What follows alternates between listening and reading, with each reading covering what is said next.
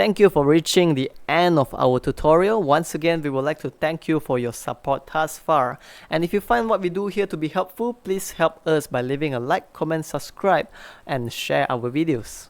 Thank you so much.